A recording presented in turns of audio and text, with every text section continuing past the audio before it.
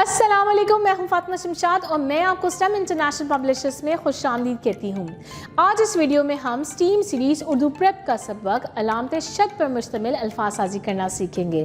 तो आए चलते हैं अपने सबक की तरफ। पर बच्चों, किसी लफ्ज़ में जब कोई हर्फ दो बार पढ़ा जाए तो उसे दो दफ़ा लिखा नहीं जाता, बल्कि उसके ऊपर अलामत शद लगा दी जाती है। तो आए चलते हैं अपने सबक की तरफ और अलामत शद पर मुश्तमिल अल्फाज मिलकर पढ़ते हैं। ज़ ज़ेर ज़ी, ज़ ज़ेर ज़ी, द ज़ेर द ई, ज़िद्दी।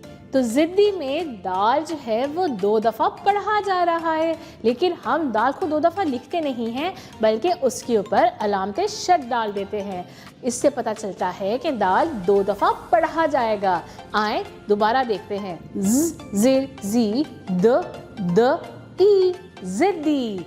तो ये देखा दाल कितनी दफ़ा आ रहा है? दो दफ़ा। ज़ेर मी, ट ई, मिट्टी। तो मिट्टी में टे दो दफ़ा आ रहा है, तो हम इसे दो दफ़ा पढ़ेंगे, लेकिन इसे लिखेंगे एक ही दफ़ा और इसके ऊपर डाल देंगे अलामत शद। बे ज़ेर बी, ल ई, बिल्ली। अ पेश उ,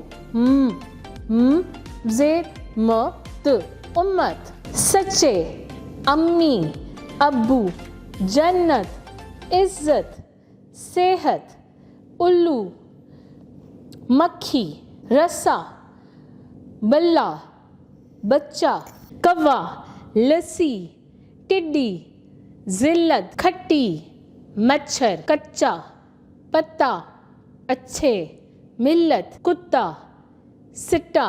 प्यारे बच्चों, ये था हमारे अलामत शद पर मुश्तमिल अल्फाज साजी से मुतल्लिक सबक। तो उम्मीद है कि आपको आज का सबक अच्छे से याद हो गया होगा। अपना बहुत सारा ख्याल रखें, फिर मिलेंगे एक नई वीडियो के साथ। अल्लाह हाफ़िज़।